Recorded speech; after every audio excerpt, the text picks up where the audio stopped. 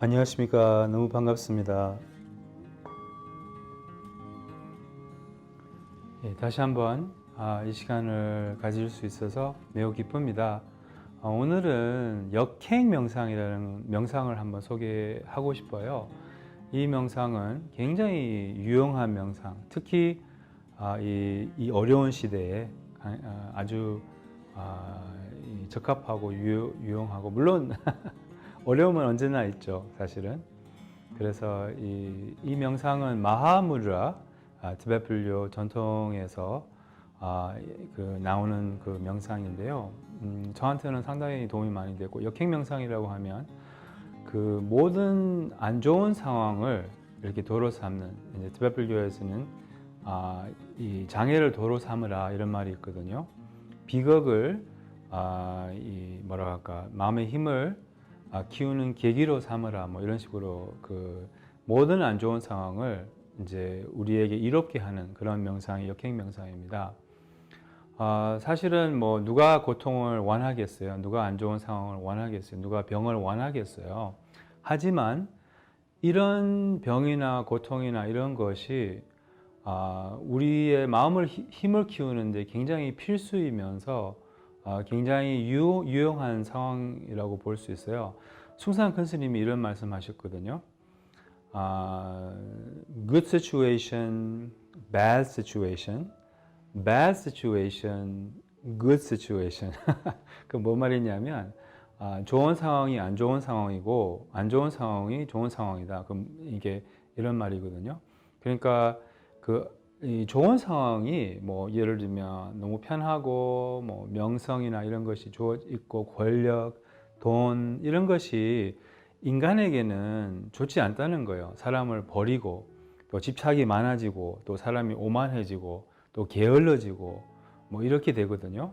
근데 안 좋은 상황들 있잖아요. 어려운 상황들은 오히려 우리에게 이로워요. 우리 시대는 사람들이 상황이 너무 좋아서 수행을 못하는 거예요. 상황이 너무 나빠서보다는 상황이 너무 좋아서, 너무 편해서 우리는 이 편안함을 너무 집착하거든요. 그러면 어떻게 되는지 아세요? 까다로워져요, 사람이. 우리의 몸도 너무 까다로워요. 몸도 마음도 상황이 너무 좋기 때문에. 그리고 더 상황이 좋을수록 더 까다로워지는 거예요. 제일 까다로운 사람은 그러면 돈이 많고 상황이 좋고 권력이 많고 이런 사람들 있잖아요. 그런 사람이 좀 까다롭습니다. 좀 어렵죠. 그 사람이 오만하고 또 이렇게 자기밖에 모르고 약간 그렇게 돼요, 사람이. 이제 그 사람이 그 상황에 어떻게 보면 피해자예요. 그래서 이런 안 좋은 상황이 있으면 우리에게 그 상황을 이렇게 수행으로 삼는 법이 바로 역행 명상입니다. 어떤 걸 해볼까요? 뭐 몸이 아픈 걸로 해볼까요? 병으로 해볼까요? 뭐 병이 있거나 병이 생기면 그럼 대개 우리는 이 병을 원하지 않아요. 또 병을 굉장히 과하게 그리는 이런 그 뭐랄까 마음의 습관이 있어요. 뭐 큰일 난 것처럼 뭐 어쨌든 큰 병이 있어도 그 병에 대한 저항이 없고 또 그 병을 받아들일 수 있다면 또 그 병에 대한 무슨 개념을 만들지 않으면 그럼 어떤 것도 이렇게 견딜만 하거든요. 그래서 어떤 안 좋은 상황이 생기거나 뭐 예를 들면 뭐 갑자기 어떤 불편함이 있거나 몸에 아니면 뭐 원하지 않는 어떤 몸의 현상, 마음의 현상에서 우리는 그 현상이 어려운 것보다 그 현상을 원하지 않아서 그 현상에게 힘을 주고 그 현상을 굉장히 못 견디게 하는 거예요. 그래서 뭐 슬픔이 있든 뭐라 할까 불안이 있든 그래서 원할 수 있다면 이게 역행명상의 첫 번째 단계예요. 이 태도를 바꾸는 거라고 할 수 있죠. 그러니까 저항을 내려놓는 것이라고 할 수 있죠. 그러니까 어디 몸의 현상이나 마음의 현상이 이렇게 딱 일어나잖아요. 뭐 피곤하거나 아니면 뭐 어디 아프거나 그럼 딱 그 마음을 원하지 않아요.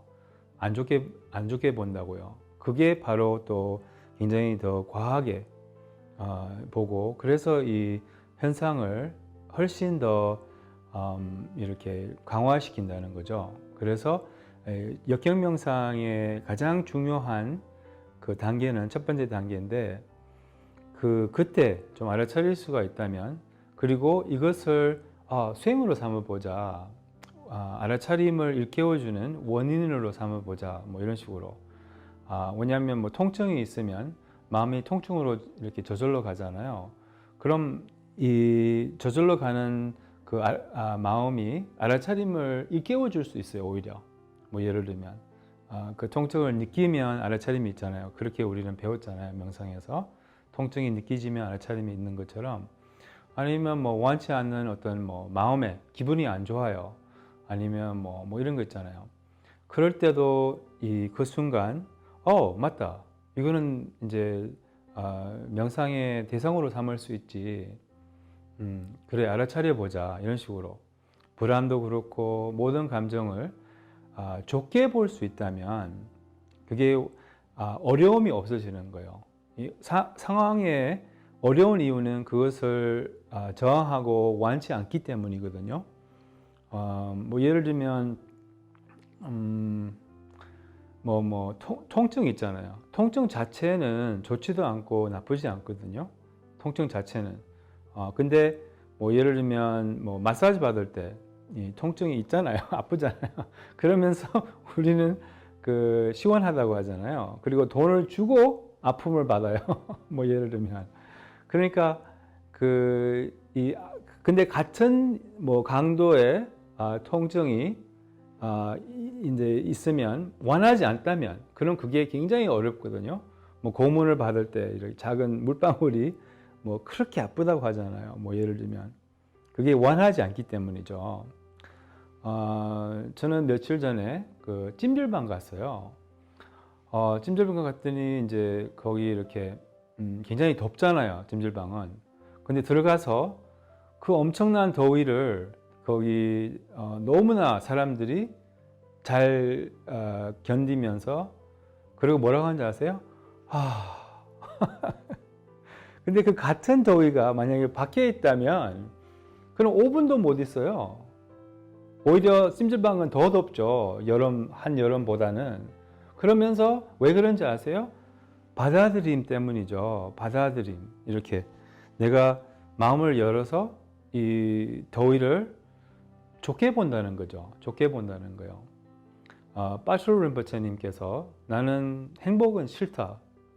번뇌를 키우기 때문에 나는 오히려 고통을 선호한다. 이렇게 말씀하셨어요. 왜냐하면 번뇌를 없애고 마음의 힘을 키울 수 있기 때문에. 그래서 우리도 안 좋은 상황을 좋게 볼 수 있거든요. 그게 약간 이 역행 명상의 핵심이에요. 원치 않는 모든 상황을 좋게 본다는 거죠. 그래서 근데 기억을 할 수 있다면 이 알아차림이라는 것은 기억과 불과합니다. 사실은 그 사티 뭐 이런 산스크리트어로 뭐 산스크리트어로는 시밀티라고 하는데 팔리어로는 사티라고 하는데 사티라는 말 자체가 뭐 recollection 기억한다는 뜻이거든요. 티베트 말로 하면 트렘파 이게 이제 알아차림이라는 말인데 그냥 기억한다는 말이에요. 그래서 그때 우리가 기억을 할 수 있다면 그러니까 안 좋은 현상이 일어날 무렵에 우리가 이제 기억을 할 수 있다면 이 역행 명상을 기억할 수 있다면 그럼 좋게 볼 수 있다는 거예요. 그 상황을. 그러면 어려움이 없어진다는 거예요.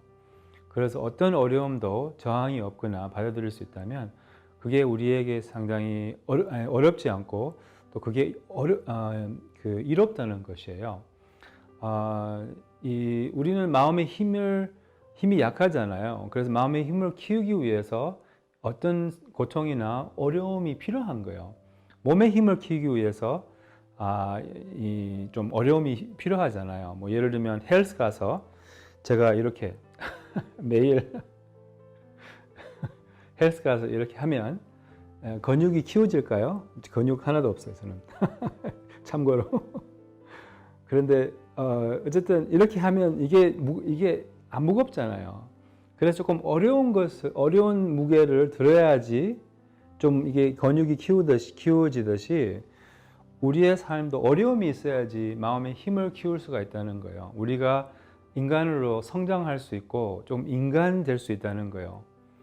이것이 바로 그 영어로 하면 뭐 baptism by fire 뭐 이렇게 표현하는데, 이렇게 어쨌든 그게 이제 약간 불로 정화가 된다는 거죠. 무슨 말이냐면 어려움으로 인하여 우리의 업장을 소멸을 할 수 있고, 이 받아들임으로 인하여 이 어려움을 받아들이는 것으로, 그러니까 자발적으로 받아들일 수 있다면 그게 어렵지 않다는 그런 뜻입니다.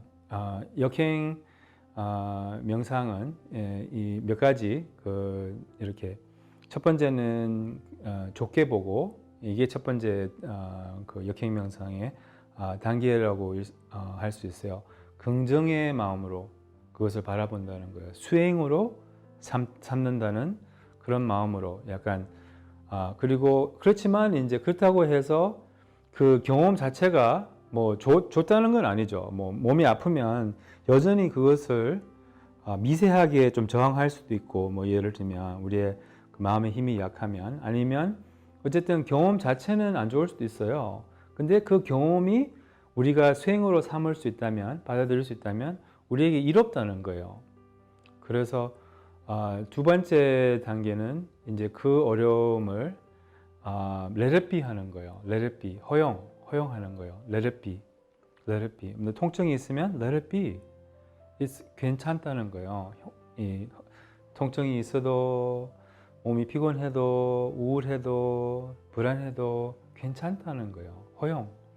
이제 첫 번째는 긍정적인 태도, 좋게 보는 거, 수행으로 삼는 거. 두 번째는 허용, let it be, let it be. 뭐랄까, 반복적으로 이렇게 좀 할 수 있다면, 그럼 어떤 현상이라도 시간이 지나면 이렇게 저절로 가라앉거든요. 그래서 이제 아까도 말했지만 그 제일 중요한 것은 이런 상황이 주어질 때 그 상황을 좋게 보는 그런 약간 습관을 기를 수 있다면, 그런 모든 안 좋은 상황이 우리에게 이롭고 또 마음의 힘을 키우는 데 많이 도움이 됩니다. 그래서 살다 보면 어려움이나 역경이나 뭐 이런 안 좋은 상황이 어쩔 수 없이 주어져요.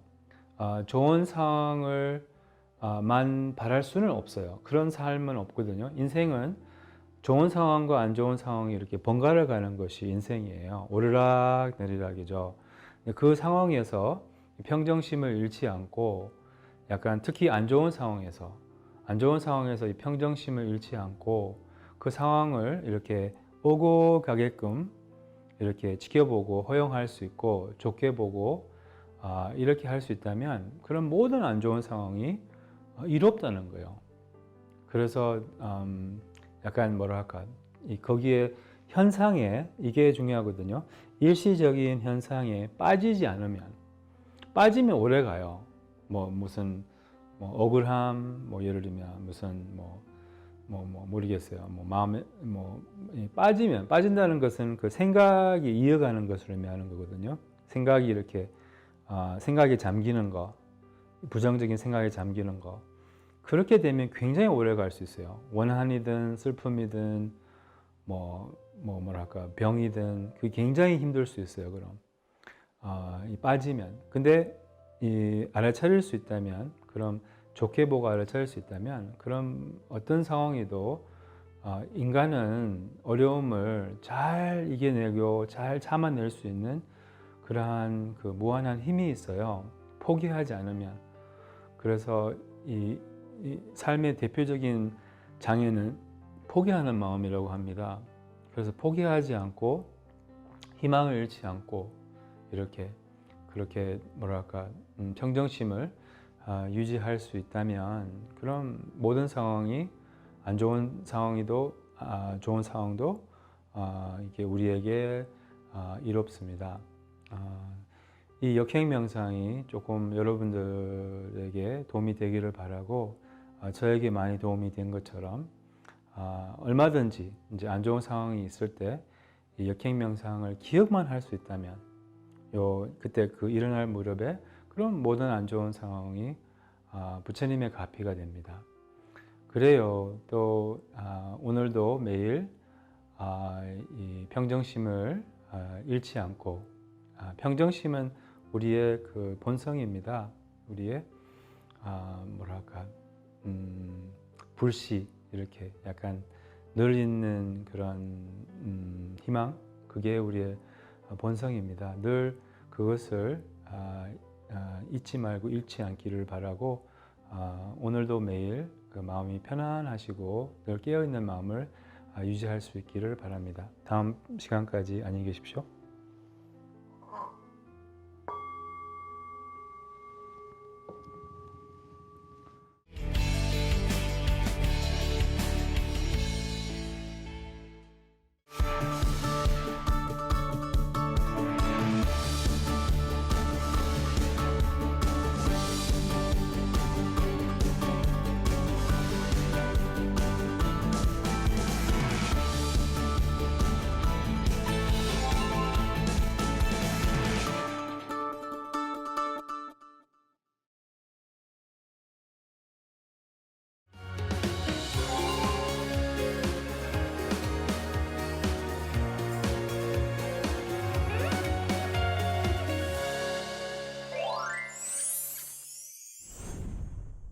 경전에도 정말 부처님이 법을 다 이렇게 숨김없이 설해주셨잖아요.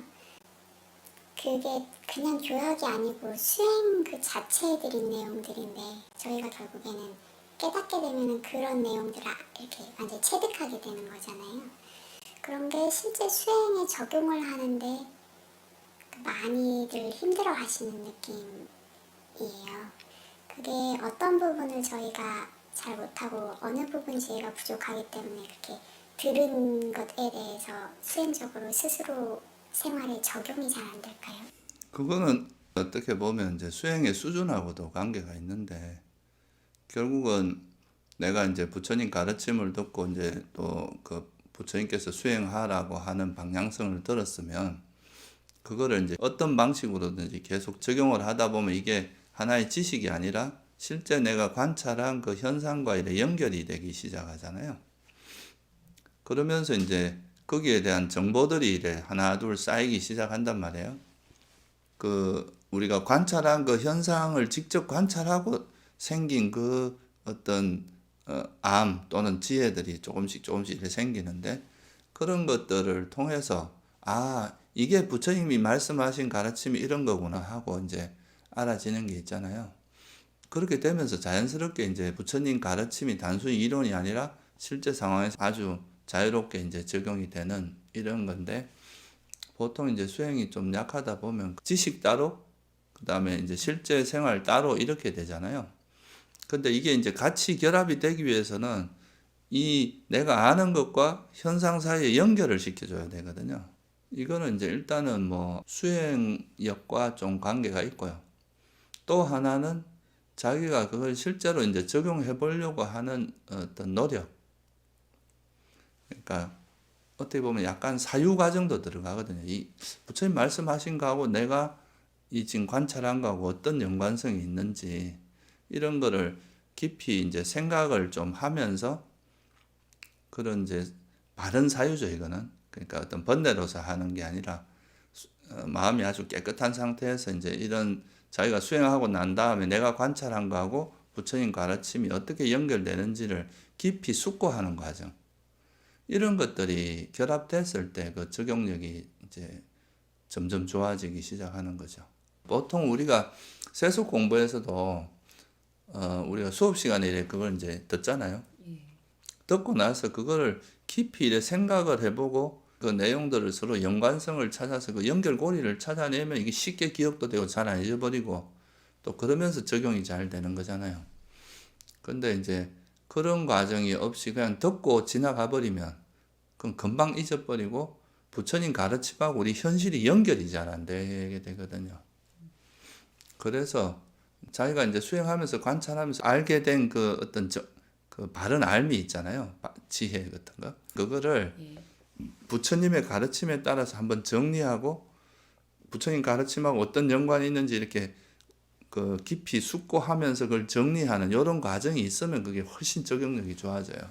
또 다른 비유를 들면 수학에서도 어떤 공식이 있어. 이것도 이제 하나의 공식 같은 건데 수학에서도 공식이 있으면 그 공식을 실제 문제에 적용해서 연습 문제를 많이 풀어봄으로써 이 공식의 의미가 정확히 이해가 되고 이 공식을 적용할 수 있는 그 응용력이 아주 더 강해지는 게 있거든요. 그래서 이제 수행도 결국은 이제 그렇잖아요. 부처님께서 이제 진리를 네 가지로 설했단 말이에요. 그러니까 이제 이 세상에 있는 모든 것은 무상하고 괴로움이고 무하다 이렇게 말한 것도 있고 물질과 정신이 이제 무상고 무하다 이렇게 말씀하셨는데 근데 또 그 정신 중에는 또 해로운 게 있다. 그러니까 탐진치 이런 것들이 해로운 거죠. 이것이 버려졌을 때가 열반이고 괴로움에서 벗어난 거다. 괴로움의 소멸이다.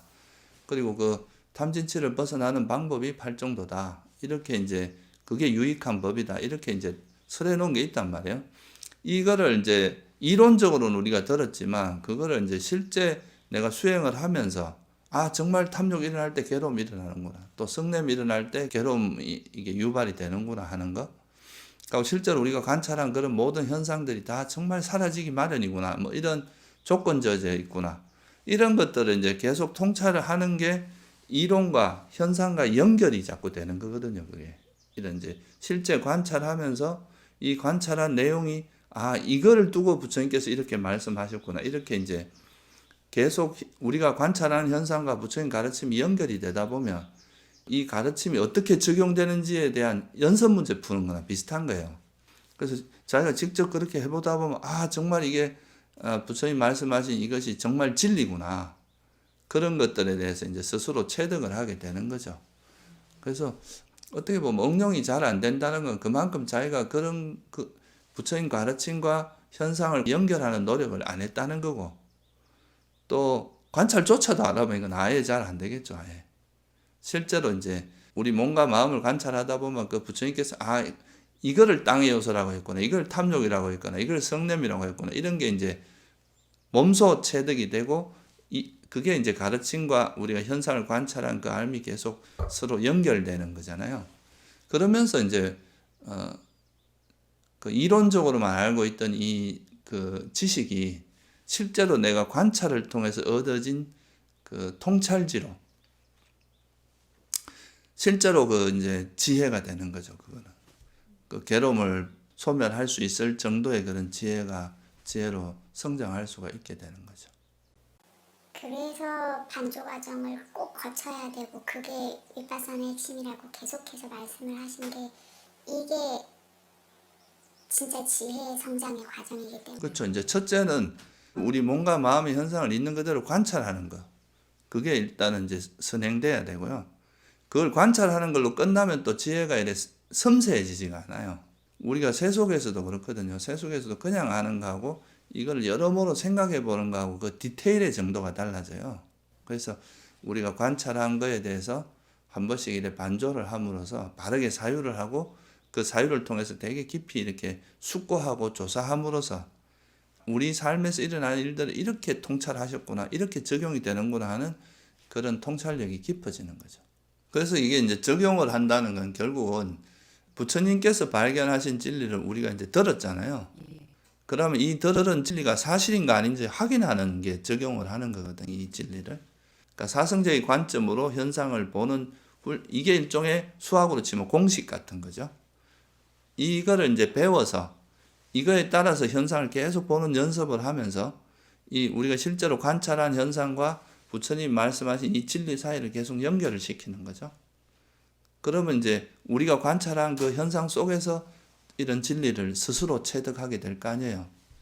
이제 그거를 능숙하게 훈련이 되면, 그러니까 이제 아주 자세한 그런 내용은 잊어버려도 적어도 부처님과 같이 세상을 보는 관점은 명확하게 된단 말이에요. 이게 이제 완전히 모든 현상이 다 적용이 된 사람이잖아요. 그러니까 수행이 많이 된 사람일수록 모든 현상 속에서 부처님 가르침을 찾아낼 수 있는 힘이 강해지는 거죠.